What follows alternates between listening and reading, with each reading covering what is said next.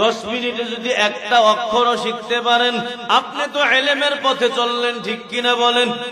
এরে বাবাজিরা, আল্লাহর কসম, যদি এই 10 মিনিট সময়ও না দাও, হে বাবা, আল্লাহর দরবারে গ্রেফতার হতে হবে।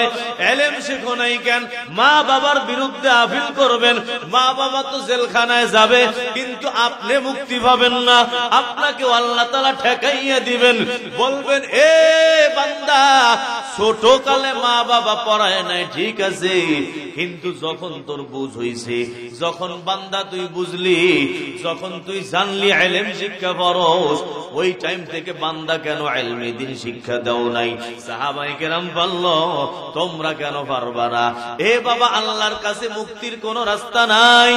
এই জন্য প্রত্যেকটা মানুষ ইলমে দ্বীন শিক্ষার পিছনে সময় লাগাও। ও মুরাব্বি বাবাজিরা, কোরআন তেলাওয়াত পারো না, সহি করে কোরআনের তেলাওয়াত করা ফরজ। যদি না পারো, কায়দা থেকে এখন থেকেই পড়া শুরু করো। ওরে পর্দার অন্তরালের মা, তুমিও কোরআন শরীফ ভুল ভাল পড়ো না। না, ভুল বললে কোরআন শরীফ তোমার উপর গজব ফেলায়।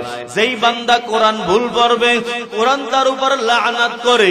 এর যুবক, আমার নবী বলেন, রুব্বা কারিইন ইয়ালআনুহুমুল কুরআন, অনেক কারি এমন আছে যেই কারি কোরআন বলল, কিন্তু কোরআন তার উপর লানত করে। যেই বান্দা ভুল পড়বা, ওই বান্দার কোরআন তেলাওয়াত কিন্তু হবে না, বরং ভুল পড়া কবিরা গুনাহ।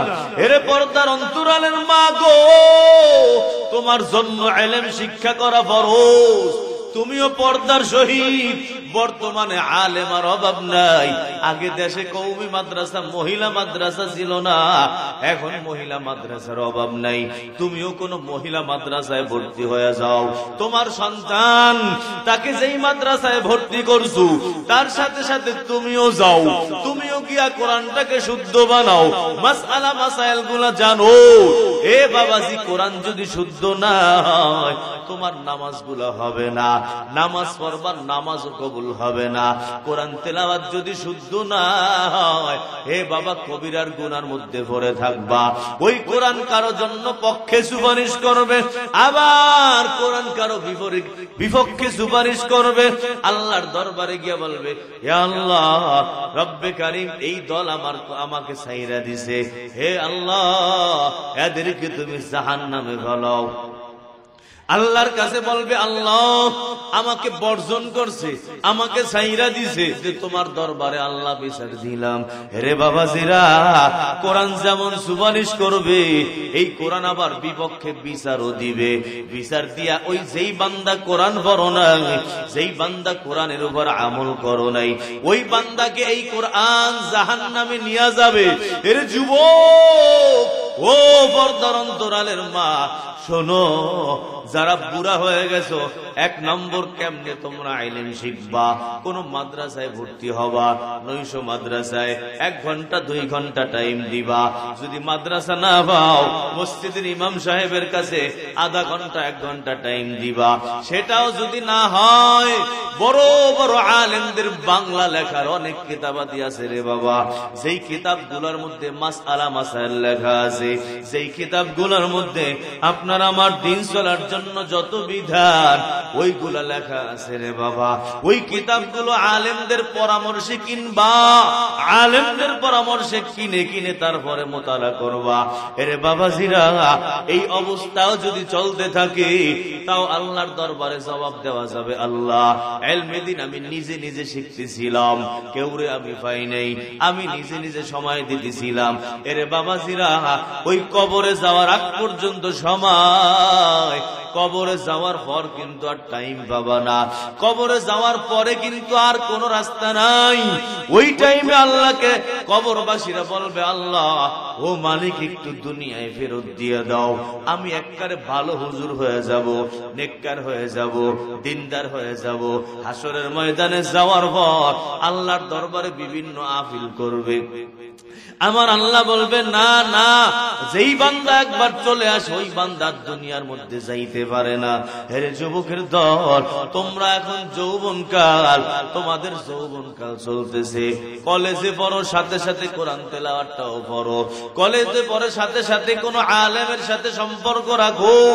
এই জন্যই তো আমার নবী বলেন, কোন আলেমা, তুমি নিজে আলেম হয়ে যাও, নিজে নিজে কোন মাদ্রাসায় ভর্তি হও, মাদ্রাসায় ভর্তি হইয়া বড় আলেম হও। আও মুতাআল্লিমা, যদি আলেম না হইতে পারো কমপক্ষে আলেমের ছাত্র হয়ে যাও। যদি ছাত্র না হইতে পারো, আও মুস্তামিআ, কোন আলেমের কথাবার্তা শোনো, কোন আলেমের বয়ান শোনো, মাসআলা শোনো, আলেমের সাথে পরামর্শ করে চলো, তাহলেও তুমি মুক্তি পেয়ে যাবে রে বাবা। 4 নম্বর বলছেন আও মুহিব্বা, এটাও যদি না পারো কমপক্ষে আলেমদেরকে মোহাব্বত করো, আলেমদেরকে দুশমন মনে করবা না, আলেমদেরকে বন্ধু মনে করো। আলেমরা করা করা কথা কয় তোমাকে জাহান্নাম থেকে বাঁচানোর জন্য, ঠিক কি না কও? কিন্তু আলেমদের শত্রু আছে না নাই? কারা আলেমদের শত্রু? কারা? আমাদের জানা মতে যতটুকু দেখলাম, আলেম যখন সুদের বিরুদ্ধে বয়ান করলো, যেই বান্দা সুদ খায় ওই বান্দা আলেমের বিরুদ্ধে চলে যায়, ঠিক কিনা বলেন? সুদের ব্যাপারে যখন বয়ান করে তখন সুদখোর আলেমের বিরুদ্ধে যায়। চুরির বিরুদ্ধে বয়ান করলো, যেই বান্দা চোর ওই বান্দা আলেমের বিরুদ্ধে যায়। পর্দার ব্যাপারে বয়ান করলো, বলো পর্দার ওয়াজ আমার আল্লাহ করছে কি করে নাই? কষ্ট পাইতেছেন? হালাল খাওয়ার বয়ান আমার আল্লাহ কোরআনে করছে কি করে নাই? এখন মসজিদের মধ্যে ইমাম সাহেব পর্দার ওয়াজ করছে, কমিটির একজন কয়, ও হুজুর আপনি জানেন কেমনে আমার মাইয়া বেপর্দায় চলে? আপনি জানেন কেমনে আমি সুদ খাই? বলো ইমামের জানা লাগবে নি কে পর্দায় চলে, কে বেপর্দায় চলে, কে হালাল খায়, কে হারাম খায়? আল্লাহ যেমন বয়ান করলো আলেমরাও তেমন বয়ান করে। হে বাবা, এখন সমস্যা কি? যেই বান্দা মানতে চায় না, যেই বান্দা সুদ হারাম মানতে চায় না, ওই বান্দা আলেমের বিপক্ষে চলে যায়। যেই বান্দা ঘুষ হারাম মানতে চায় না, ওই বান্দা আলেমের বিপক্ষে চলে যায়। বলো আলেমের সাথে কি নিয়ে, আলেমের সাথে কি আপনাদের আমাদের কোন জায়গা জমি নিয়ে দ্বন্দ্ব আসেনি? টাকা পয়সা নিয়ে দ্বন্দ্ব আসেনি? কোন কিছু নিয়ে কোনো দ্বন্দ্ব নাই। তারপরও আলেমের বিপক্ষে লোক আছে না নাই? আলেমের বিপক্ষে থাকার কারণেই তো দেখবা হক কথা কয় নিয়ে জেলখানার মধ্যে ঢুকাইয়া দেয়, ঠিক কিনা বলো? জেলখানায় ঢুকাইলো কেন? কি অন্যায়? আল্লাহ, আলেম সাহেব চুরি করছে, ঘুষ খাইছে, সুদ খাইছে। বড় বড় আল্লাহওয়ালা এই বাংলাদেশে যত আলেম আইলো, সব আলেমদেরকে কোনো না কোনো সরকার জেলখানায় ঢুকাইলো, ঠিক কিনা? এ শুধু আওয়ামী লীগ সরকার, আরো আগে পরে যত সরকার আইছে এই জেলখানায় নিয়ে গেছে। কেন? কন্ত কারণটা কি? এই যে কোরআনের কথা বলছে আর উনি এটা মানতে রাজি না, যে হুজুরের এই ওয়াজ করবো, এই গেছে আলেমের বিপক্ষে, কয়ের জেলখানায় ঢুকাও, রাষ্ট্রদ্রোহী মামলা, ঠিক কিনা জোরে কও? কোরআন হাদিসের পক্ষে বললে যদি রাষ্ট্রদ্রোহী হয়ে যায়, এই রাষ্ট্র আমাদের দরকার নাই, ঠিক কিনা জোরে বলো? রাগ করতেছেন নি? কোরআন হাদিস আল্লাহ, এটা হলো আমার আসল, এরপরে হলো বাকি অন্য কিছু। এখন এই যে আল্লাহর নবী বলছে 4 নম্বর কি হও? আলেমকে মোহাব্বতকারী হয়ে যাও, ওয়ালা তাকুন খামিসা। 5 নম্বরটা হবে না ফাতাহলিক, তাহলে ধ্বংস হয়ে যাবা। 5 নম্বরটা কোনটা বলেন? আলেম বিদ্বেষী হবে না। কারণ উলামায়ে কেরাম হলো নবীর চেয়ারের মধ্যে বসলো, আলেমদের বড় সম্মান। আল উলামা ওয়ারাসাতুল আম্বিয়া, উলামায়ে কেরাম আম্বিয়া যারা আছেন নবীদের ওয়ারিস, নবীদের দায়িত্ব এগুলো আলেমদের কাছে দিয়ে গেছেন। নবী যেই মেম্বারে বয়ান করতেন ওই মেম্বারে নবী নাই, কিন্তু নবীর আলেমরা আছে না নাই? ওই মসজিদে নবী নাই, কিন্তু আলেম আছে না নাই? নবী যেই মাহফিলে বয়ান করতেন ওই মাহফিলে নবী নাই, কিন্তু নবীর রেখে যাওয়া আলেমরা আছে না নাই? এরে বাবাজিরা, আল্লাহর কসম, এই আলেমরা তোমাদের ক্ষতি চায় না, আলেমরা তোমাদের বদনাম চায় না, আলেমরা তোমাদের ওই অন্যায় খারাপ থাকো এটা চায় না, আলেমরা তোমাদের মঙ্গল চায়। কেমনে মঙ্গল চায়? কয় ডাক্তার যেমন তোমার মঙ্গল চায়। তোমার হার্টের মধ্যে বলো, ওই ডাক্তার এখন বলতেছে ওপেন হার্ট সার্জারি করা ছাড়া কোনো উপায় নাই, হার্ট গুলা বাই কইরা কলিজা বাই করতে হবে, বাই কইরা পুরা কলিজা কাইটা বুক ফাইরা কলিজা বাই কইরা তারপর বলক গুলা ঠিক বানাইয়া তারপর সেলাই করতে হবে। বলেন সেই ডাক্তার আপনার বুক ফাললো, ওই ডাক্তার আপনার কল্যাণ চায় নাকি অকল্যাণ চায়? কই, সে তো আপনাকে কাইটা সিরা ফালাইলো, কেমনে কল্যাণ চাইলো? কয় কাটা সেরার মধ্যেই আমার হায়াত। যদি ডাক্তারে আমার বুক কাইটা কলিজা না বাই করত তাহলে আমি দুনিয়ায় বেশি দিন বাঁচতে পারতাম না। হয়তোবা এই অপারেশনের কারণে আমার আল্লাহ আমার হায়াতটা রাখছেন। হেরে বাবাজিরা, বাহ্যিক দেখা যায় বুক ফাইরা ফেলাইলো, অনেক কষ্ট দিল, কিন্তু বান্দা তোমার ভালো চায়। এই জন্যই তো ডাক্তারকে তুমি টাকা দাও, হাদিয়া দাও। কেন? ডাক্তার কত তোমাকে কাটলো, সেললো, ভাললো, তারপরও কেন তাকে লক্ষ লক্ষ টাকা দাও? এর যুবক ও পর্দার অন্তরালের মা, এর কারণ হলো বাহ্যিক যদিও মনে হয় ডাক্তার আমার ক্ষতি করতেছে, কিন্তু আসলে তোমার ক্ষতি করে না। উলামায়ে কেরামও এমন, বাহ্যিক মনে হয় আমার বিরুদ্ধে কথা কয়। এ বাবা না, তুমি কেন নিজের কাঁধে নাও? বলো, কোরআনে সুদের বয়ান আছে না নাই? কোরআনে ঘুষের বয়ান আছে না নাই? হালাল হারামের বয়ান আছে না নাই? এ বাবাজি, ও পর্দার অন্তরালের মা, বলো, কোরআনে নবীর অনুসরণের কথা আছে না নাই? কোরআনে নবীকে মানার কথা আছে না নাই? কোরআনে কারিমের মধ্যে ওই যে যারা আল্লাহওয়ালা মানুষ তাদের সাথে থাকার কথা আছে না নাই? কোরআনে যেই কথাগুলাই আছে ওই কথাগুলাই তো আলেমরা বয়ান করলো। এ বাবা, কেন তাহলে তুমি আলেমদেরকে পর মনে করো? ওই আলেমরা তো তোমার জাহান্নাম থেকে বাঁচাইতে চায়। দেখলো এলাকার মধ্যে সুদ ছড়াইয়া গেছে, এলাকার মানুষ জাহান্নামের দিকে যাইতেছে, এখন আলেম কোরআন থেকে সুদ উঠাইয়া বয়ান করলো, হাদিস থেকে সুদের বয়ান নিয়ে আসলো। এ বাবাজিরা, আল্লাহর কসম, কেন তুমি তোমার বিরুদ্ধে নিয়ে তার বিপরীত চলে যাও রে বাবা? এই আলেমরা তো এত দাম, এত দাম। হে বাবা, এদের মতো দামি জিনিস আর পাবা না, এদের মতো দামি মানুষ আর পাবা না। এই আলেমরা আছে, এই জন্যই তো তুমি আমি বেঁচে আছি। হে যুবক ও পর্দার অন্তরালের মা, ভালো করে কান লাগাইয়া শোনো, তোমার আমার হায়াত আলেমদের কারণে আছে, তোমার আমার হায়াত এই মাদ্রাসার ছাত্রদের কারণে আছে। ইলমে দ্বীন শিক্ষা দুনিয়ার একটা লাভ। যতদিন মাদ্রাসা আছে ততদিন দুনিয়া বেঁচে আছে, যতদিন মাদ্রাসা থাকবে না, যখন মাদ্রাসা শেষ হয়ে যাবে তখন আর এই দুনিয়া থাকবে না। কি প্রমাণ? আমার নবী বলেন, শোনো, লা তাকুমুস সাআ হাত্তা ইউকাল আল্লাহ আল্লাহ। ওই টাইম পর্যন্ত কিয়ামত কায়েম হবে না যেই সময় পর্যন্ত একটা মানুষ আল্লাহর নাম নেওয়ার মতোই দুনিয়ায় থাকবে। সারা দুনিয়ায় একজন মানুষও যদি কালিমা পড়নেওয়ালা থাকে, আল্লাহর নাম নেয়, ওই টাইম পর্যন্ত কিয়ামত কায়েম হবে না।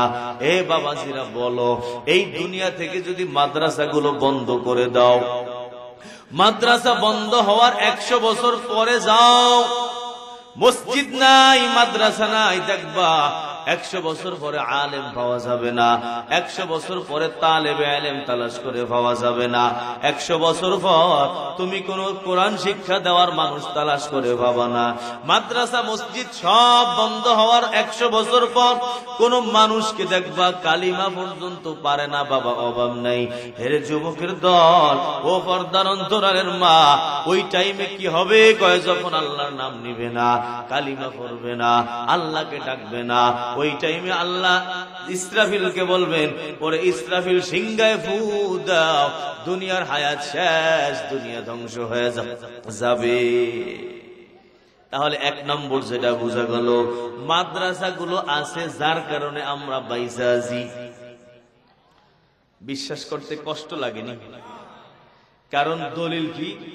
নবীর ওই হাদিস। যত সময় একজন আল্লাহর নাম নেওয়ার মানুষ থাকবে তত সময় কিয়ামত হবে না। বলেন, মাদ্রাসা বন্ধ হইলে আল্লাহর নাম নেওয়ার মানুষ থাকবে? এই মসজিদে ইমাম পাবেন? পাওয়া যাবে না। আস্তে আস্তে কি হবে? সব মানুষ মূর্খ হবে, কিচ্ছু শিখবে না, ও এক টাইমে কিয়ামত চলে আসবে। তাহলে 1 নম্বর যেই লাভ এই ইলমি দ্বীন শিক্ষা, আমরা তো মনে করি যে মাদ্রাসায় গেল মানে জীবনটা নষ্ট করলো। আমি ঢাকায়, এখন তো নারায়ণগঞ্জে থাকি, নারায়ণগঞ্জ ঢাকা একই। আগে জুরাইনে এক মসজিদে খতিব ছিলাম, ওখানে এক মাদ্রাসায় পড়াইতাম। তো আমার এক মুসাল্লি আমারে কয়, তুমি তোমার জীবনটা নষ্ট করে ফেলে। কেন? এই যে মাদ্রাসায় পড়ছো, এর তো কোনো ভবিষ্যৎ নাই, কি হবে? আমি এর কথার একটা জবাব আমি দিইনি। আমি ভবিষ্যৎ তো আল্লাহর হাতে, আল্লাহ যার ভবিষ্যৎ ভালো করবে একটা এমনি ভালো হইব, আর যারটা ভালো হইব না একটা 1000 বাংলা শিখলে হইব না।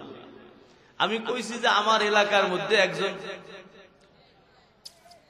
Metric IA BA pass van চালায়। আমি ওনার কইলাম যে দেখেন, বিএ পাস করছে বেচারা, কোথাও একটা চাকরি পায় না, গরিব মানুষ, কিচ্ছু না পাইরা পরে আমাদের দেশে ভ্যান চলে, গোপালগঞ্জ, প্রধানমন্ত্রী এলাকার মানুষ, বুঝছেন? ভ্যান চলে, মানুষের ভ্যানে চলে, উনি ওই ভ্যান চালায়। আমি কইলাম যে দেখেন, আপনি যে কইলেন বাংলা শিখলেই ভবিষ্যৎ উজ্জ্বল হয়ে যাইব, ওনার ভবিষ্যৎটা উজ্জ্বল হইল না কেন? আর কোন জবাব দিতে পারে না। এই যে দুনিয়ার যতটুকু শিক্ষা দীক্ষা আছে, এর পাওয়ার কিন্তু এই দুনিয়া পর্যন্তই শেষ।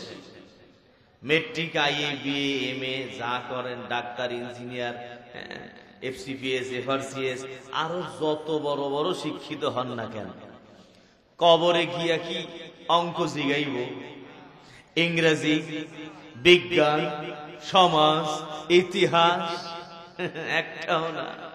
ওখানে জিগাইব কোরআন, কবরে যাওয়ার পর জিগাইব নামাজ পড়ছো কিনা জবাব দাও, নবীর হাদিস শিক্ষা সেই অনুযায়ী আমল করছো কিনা জবাব দাও। এই জন্য অনেকে হুজুরদেরকে তুচ্ছ তাচ্ছিল্য করে, এরা বিজ্ঞান বিজ্ঞান শেখে না, কি একটু কালিমা কুলিমা পড়ে, মোল্লা কাঠ মোল্লা, এগো আল্লাহ কাঠ দিয়ে বানাইছে, তিরস্কার করে কি কাঠ মোল্লা, কাঠ দিয়া বলে আল্লাহ বানাইছে। এই কাঠ মোল্লার মানে কি? আবার অনেকে কয় মোল্লার দৌড় মসজিদ। হে ভাই, তুমি তো সিনেমা হলে দৌড়াও, ওই জেনাকার মহিলার দিকে দৌড়াও, আর মোল্লারা তো মাশাআল্লাহ মসজিদের দিকে দৌড়ায়। খারাপ না ভালো? বিভিন্ন অপরাধ, বিভিন্ন সমালোচনা, যে এখানে কোন সাংসারিক কোন জ্ঞান বুদ্ধি নাই, এখন খালি দোয়া ভরে, মিলাদ ভরে, হুজুর নামাজ পড়ে, এই অভিযোগ। বলেন, দ্বিতীয় উপকার হল এই ইলমে দ্বীন শিক্ষার মাধ্যমে মাদ্রাসার ছোঁয়া যেখানে লাগছে, ওই জায়গাটা এরা সফল হয়ে গেছে, মানুষ হয়েছে। মাদ্রাসা শিক্ষার নূরের কারণে, ছোঁয়ার কারণে আমরা মানুষের কাতারে দাঁড়াইতে পারছি, নাহলে মানুষই থাকতাম না। বুঝা যাবেন আমার কথা, যে মাদ্রাসা যদি না থাকতো, আপনারা আমরা যারা আছি, এই যে আপনারা যারা বড় বড় শিক্ষিত, আপনারাও মানুষ হইতেন না, আমরাও মানুষ হইতাম না, সব হাইওয়ান জানোয়ার হয়ে যেতাম। কেমনে? কি প্রমাণ? এত বড় কথা কইলেন, আমি এত বড় শিক্ষিত, এমএ পাস করছি, আমি হাইওয়ান জানোয়ার কেমনে থাকতাম? প্রমাণ হলো, বিবাহ ছাড়া স্বামী স্ত্রী মেলামেশা করা হালাল না হারাম? তাই না? হারাম না? এটা মানেন তো সবাই? বলেন তো কলেজের কোন বইতে এই মাসালাটা লেখা আছে? যে এমএ পাস করছেন আপনার জবাব দেন, আপনি তো এমএ পর্যন্ত পড়ছেন। এই যে ফতুয়াটা, বিবাহ বহির্ভূত পুরুষ মহিলার সংস্পর্শ মিলন হারাম, এই মাসআলাটা এমএ পর্যন্ত, ল পর্যন্ত কোন বাংলা বইতে আছে? দাঁড়ান একজন, কোন আছে? কোন স্কুলের বইতে আছে? কলেজের বইতে আছে? ভার্সিটির বইতে আছে? নাই। তাহলে এই মাসআলা আপনারা মানেন কি মানেন না? জানলেন কেমনে? যেই মাসআলা মানার কারণে আপনারা মানুষ হইছেন, ওই মাসআলা শিখছেন আপনি মাদ্রাসা থেকে। মাদ্রাসার হুজুরে বয়ান করছে, আপনি জানছেন। কোরআনের মধ্যে আল্লাহ বলছে, আপনি জানছেন। তাহলে আপনি Bangla MA pass, BA pass, MA pass সব শেষ করছেন, মাস্টার ডিগ্রি শেষ কইরা যদি মাদ্রাসা না থাকতো, আপনি এই মাসালা যদি না জানতেন, তাহলে ওই যে বিবাহ ছাড়া সন্তান জন্ম দিতেন, তখন কি মানুষ থাকতেন না কুত্তার চেয়েও খারাপ হয়ে যেতেন? তাহলে আল্লাহ যে আপনার কুত্তার থেকেও খারাপ হইতে দেয় নাই, কুত্তার থেকে আমরা ভালো আছি, আমরা আশরাফুল মাখলুকাত আছি, এটা কিসের বরকত? মাদ্রাসা শিক্ষার বরকত। ঠিক কিনা জোরে বলেন? তাহলে 2 নম্বর যে মাদ্রাসা শিক্ষার উপকার যেটা দেখা যায়, সেটা হলো এই মাদ্রাসা শিক্ষা আছে, যার কারণে আমরা মানুষ আছি। যাদের মধ্যে এই মাদ্রাসা শিক্ষার নূর ঢুকছে, ওরা মানুষের কাতারে দাঁড়াইছে। আর যার মধ্যে মাদ্রাসা শিক্ষার নূর ঢোকে নাই, ও আর কুত্তে এক কাতারে দাঁড়াইছে। যেমন তাসলিমা নাসরিন, চেনেননি? ডাক্তার, কম শিক্ষিত না বেশি শিক্ষিত? ডাক্তার, বড় ডাক্তার, কিন্তু এটা মানুষ না অমানুষ? ও কি কয়? পুরুষে যদি 3-4টা বিয়া করতে, আমার বিয়া করতে সমস্যা দেখে। পুরুষে যদি দাঁড়াইয়া দাঁড়াইয়া হিসু করতে, তো আমি দাঁড়াইয়া হিসু করলে সমস্যা। আর সন্তান জন্ম দেওয়ার জন্য বিয়া লাগবে কেন? এটা তো আমার বুঝে আসে না। আপনি বলেন, এই তাসলিমা নাসরিন ও শিক্ষিত নাকি অশিক্ষিত? কম না বেশি? ডাক্তার না? কত বড় শিক্ষিত, তারপরও ও এমন কথা বলে যেই কথা আর কাজ কুত্তার চেয়েও খারাপ। ঠিক কিনা জোরে বলো? তাহলে কই ওর শিক্ষা তো আরে মানুষ বানাইতে পারলো না। অত বড় দুনিয়ার শিক্ষিত হলো, কিন্তু দুনিয়ার শিক্ষা অর্জন করে ও তো মানুষ হইতে পারে না। ঠিক কিনা জোরে বলেন? এই ভাই, এই যে সাপ খাওয়া হালাল না হারাম? কেন সাপ খাওয়া হারাম কেন? আপনার বইতে কি লেখা আছে? হ্যাঁ, বাংলা বইতে কোথাও আছে সাপ খাওয়া হারাম? জানছেন কেমনে? মাদ্রাসার মাধ্যমে। তারপরে কুমির একটা পাইছেন, কুমির।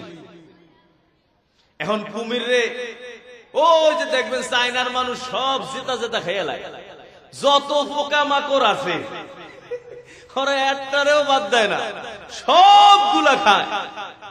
ওই কুকুরেও খায়, ওরাও খায়, দুই দলের মধ্যে কোনো পার্থক্য নেই। কেন ওরা এগুলা করে? ওদের মধ্যে ওই কোরআনের স্পর্শ, এলেমের স্পর্শ ওদের কাছে যায় নাই, যার কারণে হায়াওয়ান, জানোয়ার, কুকুর, বিড়াল, হিংস্র প্রাণী আর মানুষের মধ্যে কোনো পার্থক্য। জেতা জেতা মাছ খেয়াল দেখছেন না চায়নারা, জীবিত জীবিত না রান্না কইরা একটু মশলা দিয়া জীবিত মাছটা চাবাই চাবাই খাইয়া লেগেছে। এই হলো ওদের পরিস্থিতি। তাহলে এই যে যত হালাল হারামের মাসআলা আমরা জানলাম, একটাও আমার বইতে লেখা আছে। তাহলে জানলাম কেমনে? আলেমদের সংস্রবে, মাদ্রাসার সংস্রবে। তাহলে বোঝা গেল এই মাদ্রাসাগুলো আমাদের জন্য রহমত কিনা। যদি না থাকতো আমি আর হায়াওয়ান, কুকুরের মধ্যে কোনো পার্থক্য, যেমন কুকুরের কোনো বিবাহ শাদী নাই। বলেন কুকুরের বাবা কি তালাশ করে পাওয়া যায়নি? কুকুরে কতগুলা সন্তান জন্ম দিল, কিন্তু ওর বাবা তালাশ করে পাওয়া যায় না। ওর বিবাহ শাদীর কোনো মাসআলা নাই। এই কুকুর হালাল হারামের কোনো মাসআলা নাই। যেটা মানুষের ময়লা, ওইটা কুকুর খাইয়া তার জীবন যাপন করতেছে। আরে বাবাজিরা, আল্লাহর কসম, যদি মাদ্রাসা শিক্ষা না থাকতো, তুমি আর ওই আমি আর তুমি কুকুরের চেয়েও বড় খারাপ হয়ে যাইতাম। ঠিক কিনা বলো? যেটার প্রমাণ, যাদের মধ্যে মাদ্রাসা শিক্ষার নূর যায় নাই, ওদের আমল, ওদের কর্মকাণ্ড কুকুরের চেয়েও বড় খারাপ হয়ে গেছে। ঠিক কিনা বলো? তাহলে 2 নম্বর লাভ যেটা পাইলাম, উপকার, সেটা হলো মাদ্রাসা শিক্ষার কারণে আমরা মানুষ হইতে পারছি। আমার কথায় কষ্ট পাইছেন? আমার কথা কি বুঝে আইছে? বাকি এর অর্থ এইটা না যে আপনার বাংলা শিক্ষা লাগবে না। বাংলা শিক্ষা না পড়লে ডাক্তার কি হইব? দেখেন, কাজ ভিন্ন। আলেমদের দায়িত্ব হলো এরা আপনাদেরকে কবরের পরের জগৎ সম্পর্কে বুঝাবে। আর আপনারা যারা বাংলা শিখছেন, আপনাদের দায়িত্ব হলো আপনারা মানুষকে দুনিয়ার জগৎ সম্পর্কে বুঝাবেন। মনে করেন একজন আলেম অসুস্থ হয়ে গেছে, এখন সে কি করবে? আর একজন বড় আলেমের কাছে যাবে। কই যাবে? বড় ডাক্তারের কাছে যাবে। তখন ডাক্তার ওই আলেমের খেদমত করলো। আবার একজন ডাক্তার, সে হারামের মধ্যে ঢুকে গেছে, নামাজ রোজা কিছুই জানে না। সে জাহান্নাম থেকে যদি বাঁচতে চায়, কার কাছে যাইতে হবে? আলেমের কাছে যাইতে হবে। একজন ইঞ্জিনিয়ার যদি না থাকে, এই বিল্ডিং কে বানাইব? ওই ব্রিজ কে বানাইব? এখন ইঞ্জিনিয়ার যদি 2 নম্বর হয়, দেখবেন রডের পরিবর্তে বাঁশ ঢুকাইব। ঠিক না? ওর মধ্যে যদি আল্লাহর ভয় থাকে, ও বাঁশ কোনোদিন ঢুকাইব না। তাহলে দোনো দলের কাজ আছে। বাকি যে ডাক্তার হবে, সে ফরজে আইন পরিমাণ ইলম শিক্ষা কইরা তুমি ডাক্তার হয়ে যাও। ঠিক কি না? তোমার যাতে জীবন চলতে কোনো সমস্যা না হয়, আখেরাতে জানি আটকা পড়ে না যাও, এজন্য প্রাথমিক শিক্ষাটা মাদ্রাসায় নাও। তুমি কমপক্ষে হাফেজ হইয়া পরে ডাক্তার হও। এ দেখেন, এই যে মাদ্রাসা স্কুল ভিন্ন, এটা শুধু ভারত উপমহাদেশে, বাংলাদেশ, পাকিস্তান, ইন্ডিয়া, এগুলোর মধ্যে। আগে সব একসাথে ছিল, আলাদা স্কুল আলাদা মাদ্রাসা ছিল না। ইংরেজরা এই দেশ শাসন করছে 200 বছর। লাল চামড়ার কুত্তাগুলা, ঠিক কিনা জোরে কোন? এইগুলা আইসা করছে কি, সব আরবি সাবজেক্ট বাদ দিয়ে দিছে। এই যে যেমন আমাদের বর্তমানে স্কুলের মধ্যে নাই বিভিন্ন জায়গায় ধর্ম শিক্ষা, ইসলাম শিক্ষা পড়ায় হিন্দু টিচার। এটা পত্রিকার মধ্যে আসছে। ওখানে এই সূরা পড়ানোর জন্য কোন হুজুর শিক্ষক পাওয়া যায় না। পরে হিন্দু কয়, আর কি করবি, আমি পড়াই দি সূরা। বুঝছেন? এই কথা বলা এক জায়গায় কইছিলাম, নেতা সাহেব দাঁড়াই গেছে, হুজুর এমন বড় কথা কইল। এইটাই কি সমস্যা হয়েছে ওনার? কন্ত সমস্যা হয়েছে এইটা গিয়া ওনার সরকারের উপরে লাগছে। ওরে বাবা, নতুন নেতা হয়েছে, নেতার সিলাট কি, কই নেতা সপ্তাহ গেছো গাওয়া লাইয়া। রাগ করবেন না, আপনারা এখানে আওয়ামী লীগ আছেন, আমিও আওয়ামী লীগ। জালেমের কোন দুনিয়ার মধ্যে স্থায়িত্ব নাই।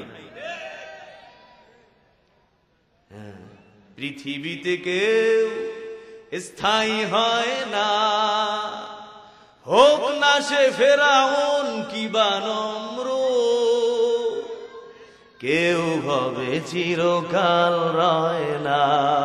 ঠিক কিনা বলো? ফেরাউনও থাকে না, জালেম জুলুম অত্যাচার করবার ঠ্যাং ভাঙ্গে লাইব আল্লাহ।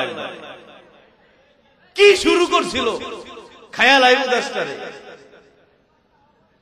কষ্ট লাগে রে ভাই, কষ্ট লাগে। ওয়াজ করতে দেয় নাই আমাকে, কোরআনের কথা কইতে দেয় নাই, লাঠি ছোড়া লইয়া দাঁড়াই গেছে গা।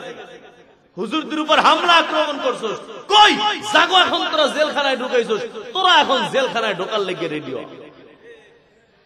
ওই হুজুরেরা এখন সব বাইরে বুক ফুলাইয়া বয়ান করে। আজহারিরে তারাই দিছো, আজহারি আইছে। মামুনুল হকরে জেলখানায় ঢুকাইছো, মামুনুল হক আইছে। একজনও জেলখানায় নাই। মাদানি ছোড়াটা বাচ্চা মানুষ, পরে নিয়ে জেলখানায় ঢুকাইয়া আর মোবাইলে বলে পর্ণ ছবি পাওয়া গেছে। নাউজুবিল্লাহ। এই আলেমদের ব্যাপারে এই বিশ্বাস কেউ করতে পারে? জালেমের দলেরা এক একজনকে এক এক ভাবে, ও তো বলছে যে ওকে উলঙ্গ কইরা তারপরে বিভিন্ন গুনাহের দিকে ওকে ডাকছে। আল্লাহর গজব যখন আইব, এই দুনিয়ায় কয়দিন থাকবা? যাইতে হবে না? যাইতে হবে, যাইতে হবে। মুহাব্বতের সাথে চলো, আলেমদেরকে বন্ধু বানাও। আলেমরা তোমাদের আখিরাত বাঁচাবে, তোমরা দুনিয়া বাঁচাবা। ঠিক কিনা বলো? তোমরা দুনিয়ার লাইনে শিখছো, দুনিয়ার যত কর্মকাণ্ড সব তোমরা করবা। এগুলো আলেমরা দরকার হইলে তোমাদের কাছে যাবে। আলেম অসুস্থ হয়েছে, ডাক্তারের কাছে যাবে। আলেম বিল্ডিং বানাবে, ইঞ্জিনিয়ারের কাছে যাবে। আলেম কোন কাজ করবে, ইঞ্জিনিয়ারের কাছে যাবে। তোমার আখিরাতের কোনো কিছু দরকার, তুমি আলেমের কাছে যাবা। ঠিক কিনা বলো? কোন আলেম কি গিয়া কোন ডাক্তারের উপর হামলা করছে? ডাক্তার তুই কাটলি কেন আমার ফোলার, হাত কাটলি কেন বল। কিন্তু তোমরা তো কি আলেমের উপর হামলা করো কেন? অপরাধ কি? আলেমও তোমার অপারেশন করতে গেছিল। ঠিক কিনা বলো? দুই দল মিলেমিশে চলবা, এটাই তো দুনিয়া। তবে তোমার শুরু শিক্ষাটা দ্বীনি শিক্ষা দাও, হাফেজ হও। তুমি কিছু প্রাথমিক শিক্ষা অর্জন করে যাও, তাহলে তুমি হক্কানি ডাক্তার হবা, আল্লাহওয়ালা ডাক্তার হবা। তুমি হাফেজ হও, তাহলে তুমি আল্লাহওয়ালা ইঞ্জিনিয়ার হবা। তুমি নামাজি হও, তুমি নামাজ পড়ার যোগ্যতা রাখো। আজকে বড় আফসোস, এত বড় ডাক্তার সন্তানরে বানাইছেন, আপনি মারা গেছেন, আপনার জানাজার নামাজটা পর্যন্ত, দোয়াটা পর্যন্ত পারে না। কত হতভাগা আপনি মুরাব্বি, বাংলায় শিখাই গেছেন, ও বছরে একবার আপনার কবরের কাছে গিয়ে হাত তুলে দোয়া করে না, ও হুজুরটাকে দোয়া করাই। কেন? হুজুরের দোয়া আর তোমার দোয়া কি এক সমান? তোমার বাবা আর হুজুরের তো কিছুই লাগে না।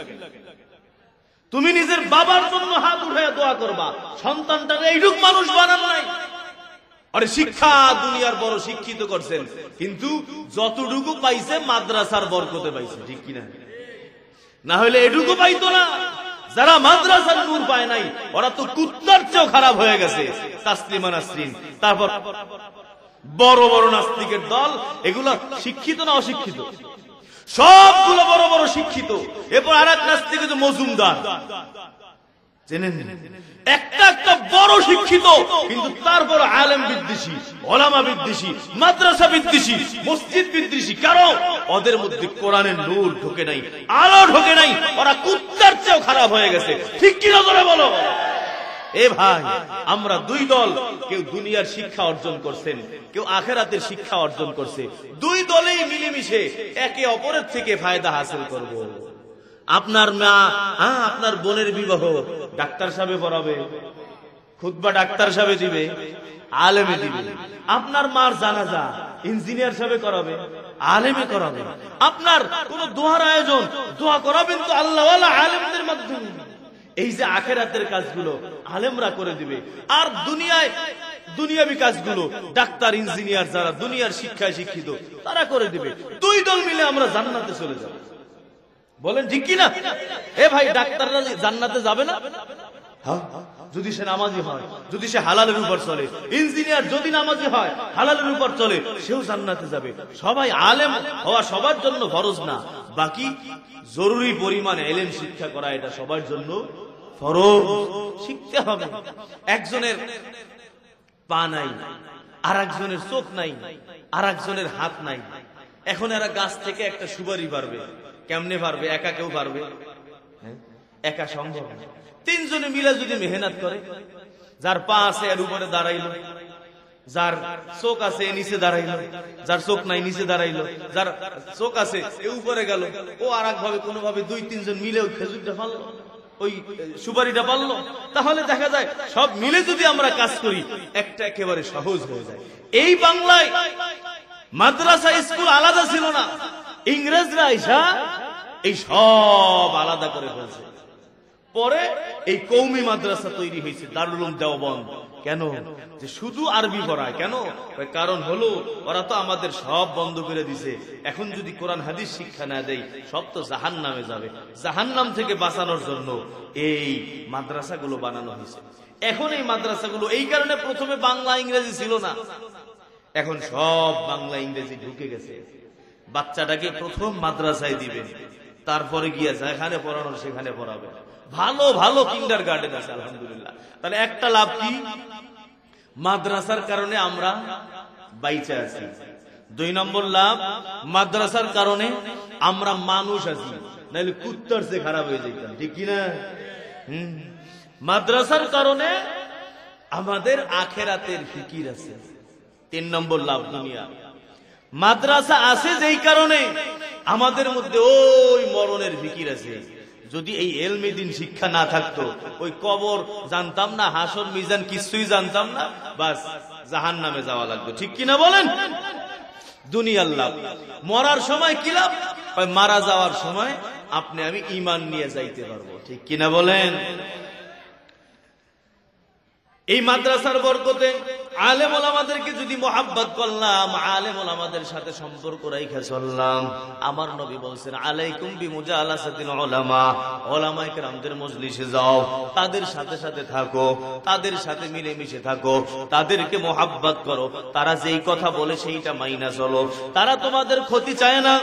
বলো আল্লাহর নবী ক্ষতি চাইছেনি? তারপরও তো আল্লাহর নবীর দুশমন ছিল কি ছিল না? কত কয় নবী সেজদা দিল, ওই সেজদার মধ্যে গিয়া নবীর মাথার মধ্যে উটের নাড়ি বুড়ি ফেলাইয়া দিল। নবীর দাওয়াত দিতে যায় তায়েফের ময়দান, ওই টাইমে আল্লাহর নবীকে পাথর দিয়ে আঘাত করলো। হেরে বাবাজিরা, এমন আঘাত নবী রক্তাক্ত হয়ে জোতা মোবারক পায়ের সাথে আটকাইয়া গেল। আল্লাহর নবী এত মেহনত করলো কারণ তোমাকে আমাকে জাহান্নাম থেকে বাঁচানোর জন্য। ওই নবী চলে গেছেন, ওলামায়ে কেরামদেরকে রাইখা গেছেন। যদি আলেমদের কথা মতো চলো, এ বাবা ঈমানটা নিয়ে দুনিয়া থেকে যাইতে পারবা। আর যদি আলেমের কথা মতো না চলো, মাদ্রাসার শিক্ষা অনুযায়ী না চলো, মাদ্রাসার শিক্ষায় বললো শুধু হারাম, তুমি কইলা না শুধু হালাল, এ বাবা বলো ঈমান আছে না নাই? এক হলো গুনাতে গুনাহ করি কিন্তু তওবা করে ফেলি, আবার গুনাহ করি আবার তওবা করি, এর দ্বারা বান্দা কাফের হয় না। আর একটা হলো বান্দা হারামকে যদি হালাল মনে করলো, ওই বান্দা কিন্তু কাফের হয়ে যায়। আলেমরা কইল সুদ হারাম, তুমি কইলা না আমি মানি না হালাল।